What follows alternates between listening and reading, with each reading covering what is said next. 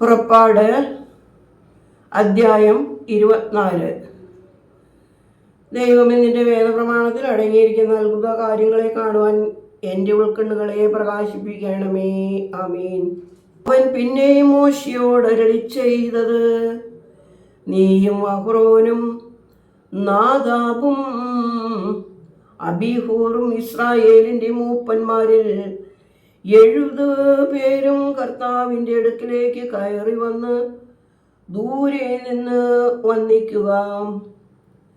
മോശ മാത്രം കർത്താവിനോട് അടുത്ത് വരട്ടെ, അവർ അടുത്ത് വരരുത്.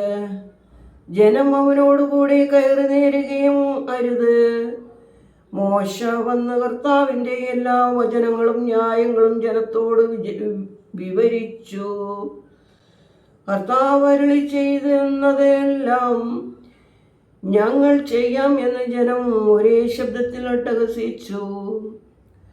മോശ കർത്താവിൻ്റെ വചനങ്ങളെല്ലാം ഒരു പുസ്തകത്തിൽ എഴുതി അവൻ അതികാലത്ത് എഴുന്നേറ്റ് പർവ്വതത്തിൻ്റെ അടിവാരത്തിൽ ഒരു യാഗപീഠവും ഇസ്രായേലിൻ്റെ 12 ഗോത്രങ്ങൾക്ക് 12 തൂണുകളും പണിതു.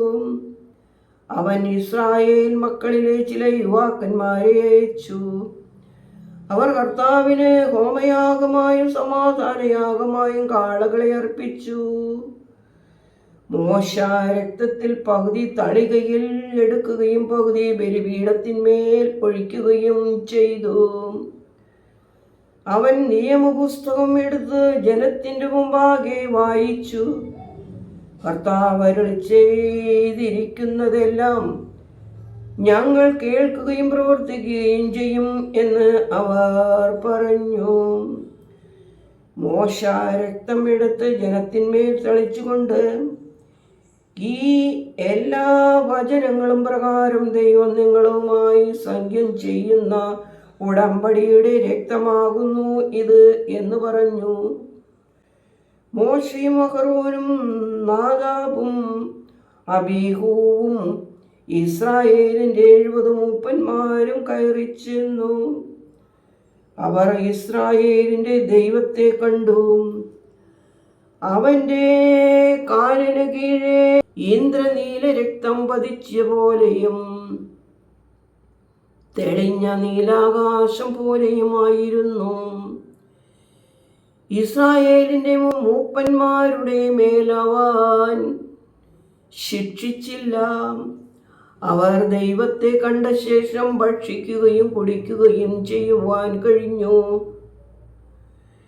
കർത്താവ് മോശയോട് അരുളി ചെയ്തു, നീ പർവ്വതത്തിൽ എൻ്റെ സമീപം കയറി വന്ന് അവിടെ ഇരിക്കുക. അവരെ പഠിപ്പിക്കേണ്ടതിനുള്ള ചട്ടങ്ങളും കൽപ്പനകളും എഴുതിയ കൽപ്പനകൾ ഞാൻ നിനക്ക് തരാം. മോശയും അവൻ്റെ ശുശ്രൂഷകനായ ഹൂശായും യോശുവയും എഴുന്നേറ്റ് മോശ ദൈവത്തിൻ്റെ പർവ്വതത്തിങ്കിലേക്ക് കയറിപ്പോയി. മൂപ്പന്മാരോട് അവൻ പറഞ്ഞത്, ഞാൻ മടങ്ങി വരും വരെ നിങ്ങൾ ഇവിടെ താമസിപ്പിൻ. അഹ്റോനും ഹൂരും നിങ്ങളോട് കൂടെയുണ്ടല്ലോ. വല്ല കാര്യവും ഉള്ളവർ അവരെ സമീപിക്കട്ടെ. മോശ പർവ്വതത്തിലേക്ക് കയറി. മേഘം അവനെ മറച്ചു. കർത്താവിൻ്റെ മഹത്വം സീനായി പർവ്വതത്തിൽ വസിച്ചു. 6 ദിവസം മേഘം അതിനെ മൂടിയിരുന്നു. 7-ാം ദിവസം മേഘത്തിൽ നിന്ന് കർത്താവ് മോശയെ വിളിച്ചു. പർവ്വതത്തിൻ്റെ മുകളിൽ കത്തുന്ന തീ പോലെ കർത്താവിൻ്റെ തേജസ് ഇസ്രായേൽ ഗൃഹം മുഴുവൻ്റെയും കൺമുമ്പിൽ കണ്ടു.